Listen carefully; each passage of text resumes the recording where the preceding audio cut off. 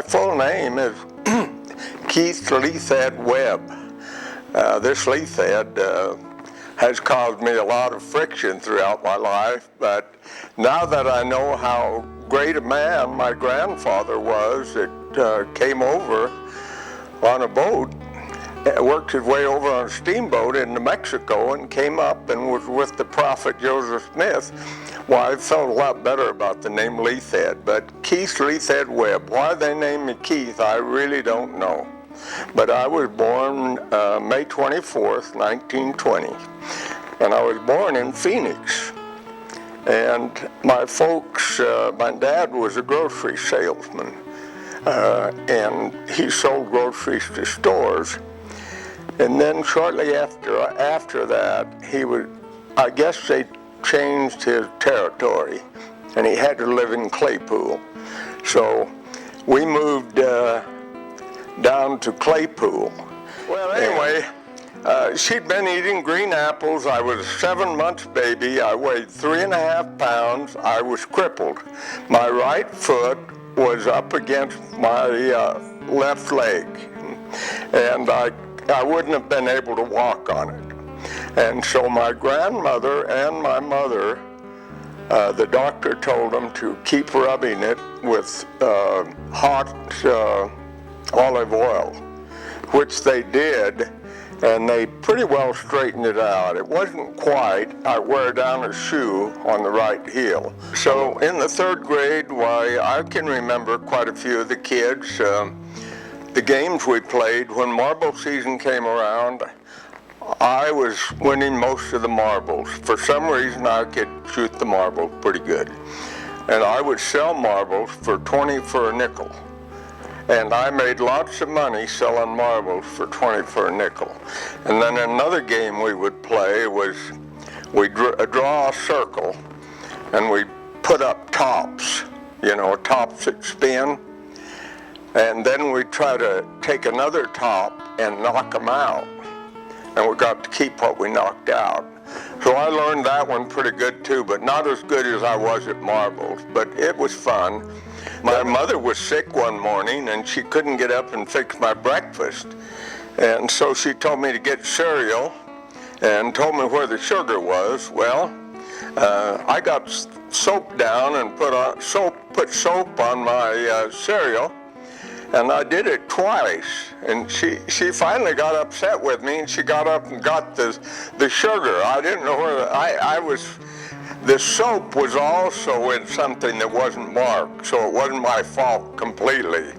Anyway, I was teasing my brother. We used to, when we were 8 or 9, we used to get a kid down and we'd Dutch rub him. We'd move our knuckles on his head till his hair would smoke. And the hair would burn a little bit. That sounds silly, but it really would. You got to do it pretty fast. Well, I got Fred down, and Dutch rubbed Fred. He was 2 years younger than I am. And so I walked away, and Fred pricked up a half a brick and hit me and threw it, and hit me right in the back of the head. And it knocked me, I guess it momentarily knocked me out. Anyway, I fell down. And my mother came out, and the blood was spurting out of the back of my head, and she was so mad at my brother, she gave him a paddling, and it wasn't all that bad, I got over it. But what did she paddle Fred with? With a strap, a razor strap. It was real light that you couldn't even feel. But Fred got smart. He would scream when she was paddling, but he really couldn't feel the strap. It didn't hurt at all. We knew how to handle our mother. And then we knew how to handle our dad, too. While we were living in the old house, Dad would take us to the show on Saturday if we'd eat spinach. Well, neither one of us liked spinach, so when Dad had turned his head, we'd get rid of our spinach, and we'd still get to go to the show. I realize now this was a very dishonest thing to do, and that spinach might have made me a little healthier than I am today had I eaten it, but Anyway, one of the uncles would come up and say, "Hey, Keith, Lyle said he could knock your block off, you know, that he's a lot tougher than you are and he could whip you real easy." And then they'd go over and tell Lyle that. And before long, I say, "Well, I can whip Lyle. I know I can whip him. You know, he was a head taller than me, but he didn't weigh any more than me. He was skinny and I was more stocky." But anyway, we had fought several times before. But anyway, this last time out in the field, it was the last time we fought, and I think we're about 15. And I did take him that day, which I was very glad that I did. The main road came right in front of my grandfather's house and made a turn, and we would get a package ready. That's called pull the package. And we would put the package out in the road because there was lots of traffic. All the traffic had to come this way when it was going up in that direction. And we'd cover the string with dirt. And it was just a narrow cement deal.